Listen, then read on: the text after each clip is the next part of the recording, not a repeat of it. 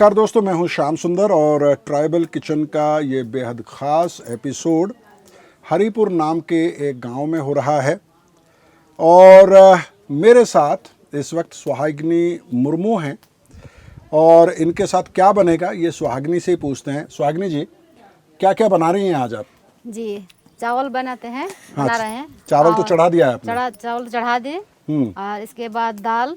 दाल कौन सी है? लहर दाल, अरहर दाल। लहर दाल बोलते हैं आप इसको? लहर बोलते हैं अरहर दाल को। हाँ जी। संताली भाषा में क्या बोलते हैं इसको? राहेड़ी बोलते हैं। राहेड़ी जी, ठीक है। राहेड़ी बोलते हैं। और इसमें साग मतलब सिर्फ दाल बनेगी या इसमें और कुछ? दाल में आज साग डालेंगे। कौन सा साग वो डालेंगे? सजना साग। सजना साग जी। तो अरहर की दाल पहले से चढ़ाई हुई है बॉयल होने के लिए, समय बचाने के लिए। चावल बॉयल हो रहा है और जब तक दाल बनेगी, और दाल जो है सजन के साग के साथ बनेगी। सजन की फली यानी कि ड्रम स्टिक्स, आपने उनके बारे में सुना ही होगा, खाया भी होगा। और आप ये भी जानते होंगे कि सजन की फली जो होती है, ड्रम स्टिक्स जो होती हैं, वो सेहत के लिए बहुत अच्छी मानी जाती हैं। लेकिन उसके पत्तों का साग भी बनता है, ये मैं पहली बार सुन रहा हूँ। आपने शायद सुना हो, लेकिन ज़्यादातर लोग जो हैं वो ड्रम स्टिक्स यूज़ करते हैं, उसके पत्ते यूज़ नहीं होते हैं। पहली बार सजन का साग अरहर की दाल के साथ बन रहा है। जी, तो अब क्या क्या करना है इसमें? जी, अभी साग डालेंगे, जी। इसलिए हल्दी नहीं लगाएंगे। अच्छा, क्योंकि इसमें साग डालेंगे इसलिए दाल में हल्दी नहीं डाली गई है। जी लग रहा है अरहर की दाल तो पक चुकी है। जी, अभी पक गया। हाँ, ये हाँ, बन गया हाँ, दाल। हाँ, तो नमक डाल रहे हैं। हाँ हाँ, और स्वाद इसके के बाद- हिसाब से नमक हाँ, डाल देंगे। हाँ, स्वाद के हिसाब से। इसके बाद अभी लहसुन देंगे। हाँ, और अच्छा, साबुत लहसुन ही डाल देंगे इसमें? जी जी, अच्छा, ऐसे अच्छा, डाल देंगे। हाँ हाँ। और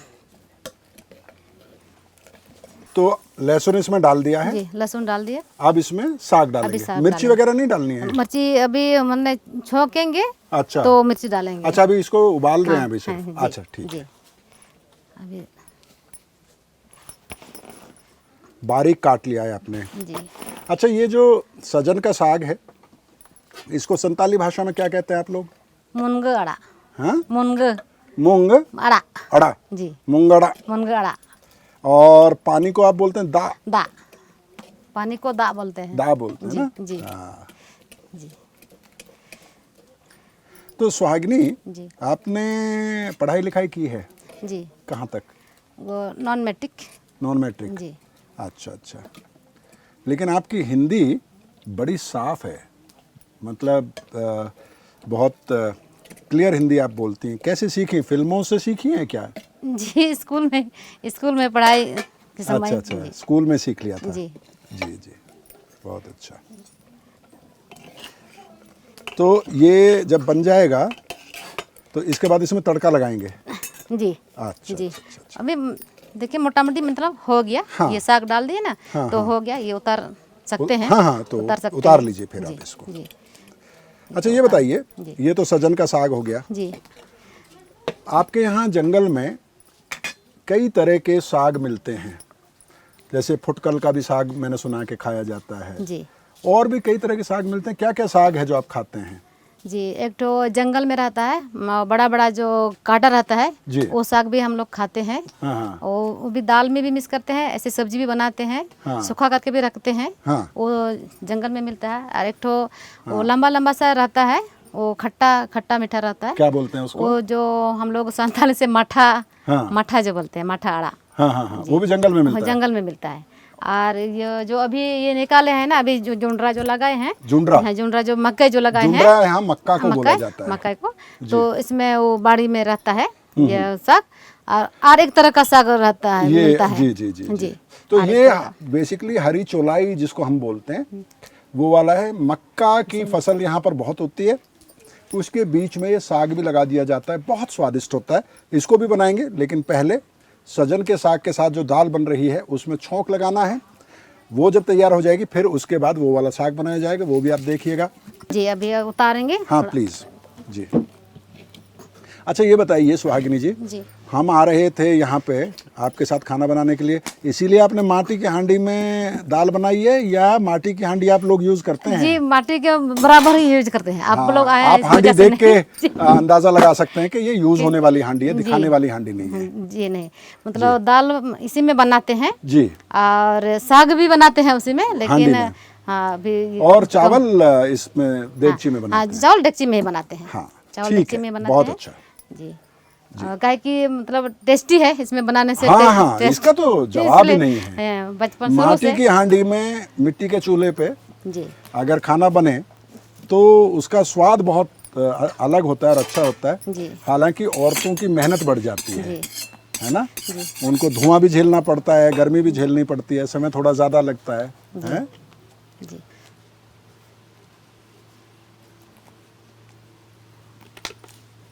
तो अब इसमें छौंक लगाएंगे। जी अभी छोंक लगाएंगे, वो थोड़ा सा उसमें डालेंगे।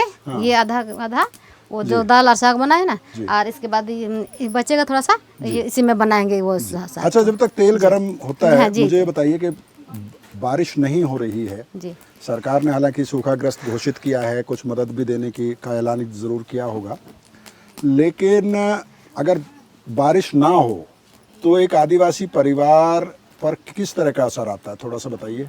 बहुत मुश्किल है सर। अगर मान लिया इस बार बारिश नहीं हुआ तो अभी तक तो अभी जुलाई तो खत्म होने जा रहा है, मतलब खत्म हो गया।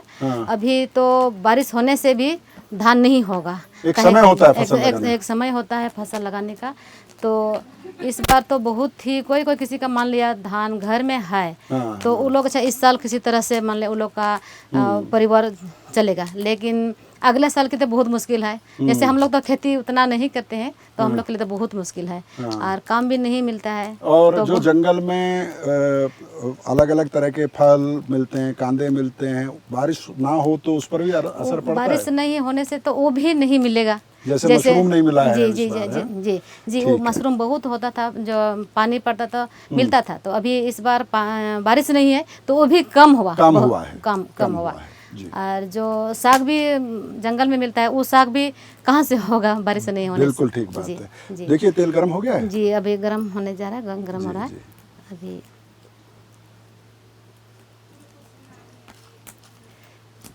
तो सुहागिनी, घर में और कौन कौन है?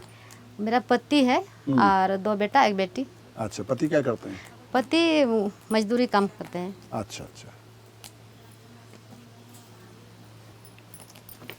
तो ये जो सजन का साग है, जी ये किसी खास सीजन में ही आप खाते हैं या साल भर खाते रहते हैं? साल भर खाते रहते हैं। सेहत के लिए बड़ा अच्छा माना जी जाता है। जी जी कभी सब्जी भी बनाते हैं, ऐसे खाली साग, जैसे आज तो मैंने दाल में डाल दी ना, तो सिर्फ साग भी बनाते हैं? हरा जी साग। जी जी। अभी इसमें थोड़ा सा डालेंगे जी जी। वो तेल और ये हाँ हाँ हाँ। मिर्च और इसमें दाल डाल देंगे ना? नहीं, दाल नहीं डालेंगे, वो उसी में डाल देंगे। अच्छा, ये तड़का उठा के उसमें डाल देंगे? जी जी थोड़ा सा मतलब खाली। हाँ हाँ। क्या बात है, ठीक। ये एक्सपर्टीज का काम है। तो इसी में अब आप ये वाला साग जो है, क्या नाम बताया था आपने अपनी भाषा में इसका? सिरगिटी। सिरगिटी। तिरगिटी। सिरगिटी। जो हरी चौलाई होती है उसको तिरगिटी यहाँ पर बोला जाता है। मक्का के खेत में लगा दिया जाता है ये साग। जी, लगाइए तड़का। बहुत बढ़िया। इसे कहते हैं तत्परता से काम करना, और सुहागिनी जिस तरह से काम कर रही हैं उससे आप अंदाज़ा लगा सकते हैं कि वो कितनी सुघड़ गृहिणी हैं, कितनी सफाई से और कितनी तेज़ी से खाना बना सकती हैं।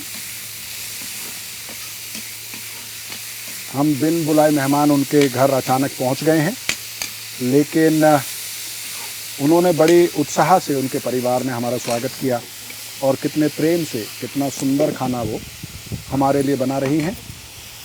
यही है आदिवासी संस्कृति का एक पहलू। तो इसमें कितना समय लगेगा? हाँ बस हो गया। हो गया? 15-20 मिनट। वेरी अभी गुड। थोड़ा सा और नमक चावल पक ही रहा है? चावल तो पक रहा है अभी, जी। हल्का सा 5-7 मिनट में जी फिर हम लोग इसको जी टेस्ट इसको कर पाएंगे। जी ठीक हो है गया। वो भी अभी ये करेंगे, वो भी हो गया। जी। और ये भी ज़्यादा टाइम नहीं लगेगा ये वाला साग, हाँ, ताकि हाँ। जल्दी हो जाता है, जल्दी हो जाता जल्दी है। हो जाता है ये वाला साग। और आप सोचिए कि पास में बिल्कुल मैं यहाँ से बैठ के वो खेत देख सकता हूँ जहाँ से बिल्कुल ताज़ा ये साग लाया गया है।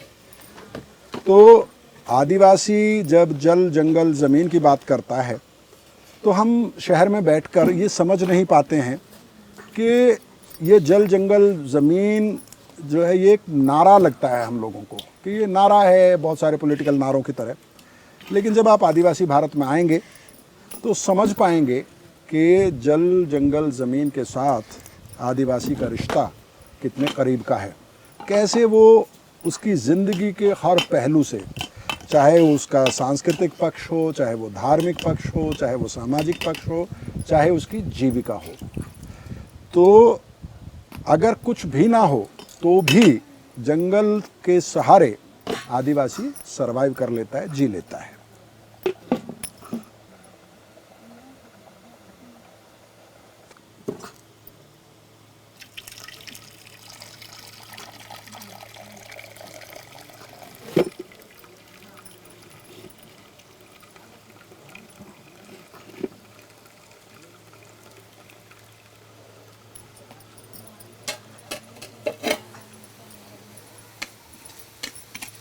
ये भी बन गया। बन गया ना? बन गया। बहुत अच्छा। बन गया।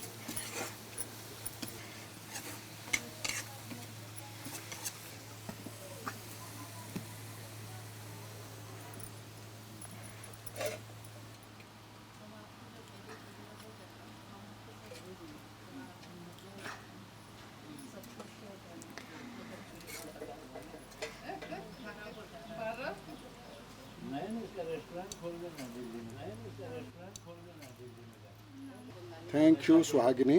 तो दोस्तों, सुहागिनी मुर्मू ने जो दाल सजन के साग के साथ और जो अपने खेत से ताज़ा हरा साग बनाया है, हम उसे चौलाई का साग बोलते हैं।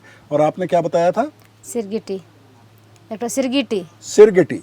सिरगिटी का साग जो है उन्होंने बनाया है, उसके साथ उबला हुआ चावल मेरी प्लेट में आ चुका है। आपने देखा ही कि बेहद मामूली से तेल के साथ लहसुन, लाल मिर्च और नमक, इसके अलावा किसी मसाले का इस्तेमाल इसमें नहीं हुआ है। इसके स्वाद के बारे में मैं बहुत आश्वस्त हूँ कि ये बहुत अच्छा बना होगा। फिर भी एक बार टेस्ट करके आपको बता देता हूँ। पहले जो हरा साग, सिरगिटी का साग जो है,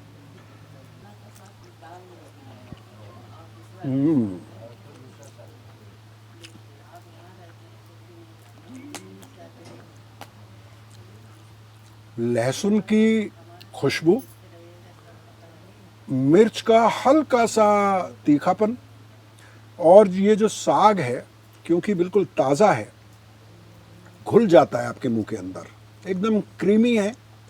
और आप अंदाज़ा नहीं लगा सकते कि आधा चम्मच तेल में इस साग को बनाया गया है। बहुत ही स्वादिष्ट, बहुत आसान है बनाना, और इसके लिए एक ही शब्द इसको डिफाइन कर सकता है, वो है लाजवाब। सुहागिनी जी जादू है आपके हाथों में। दाल भी चेक करूं? जी जी। और ये सजन के पत्तों का साग, ड्रम स्टिक्स का जो पेड़ होता है उसके जो लीव्स होते हैं उसको बारीक काट के बनाया गया, और इसमें भी किसी तरह हल्दी तक इसमें नहीं डाली गई है। सिंपल नमक, मिर्ची और लहसुन का तड़का।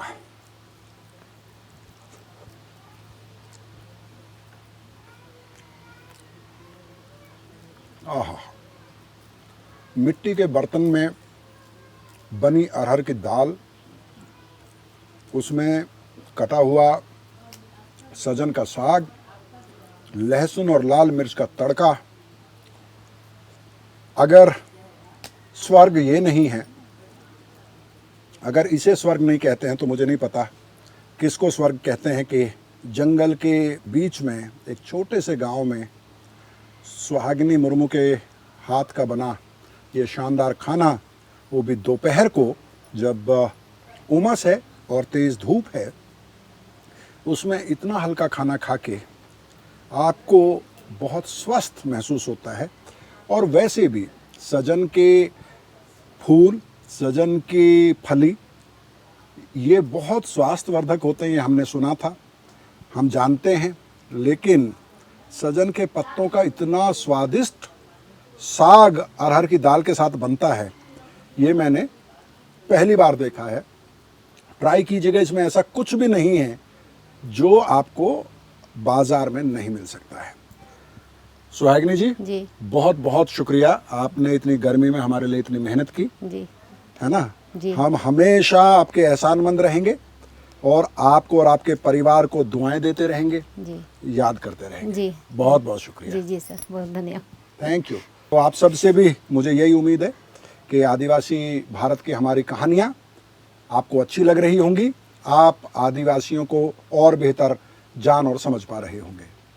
जल्दी ही एक और एपिसोड के साथ आपसे मुलाकात होगी, तब तक के लिए मुझे अनुमति दीजिए। नमस्कार।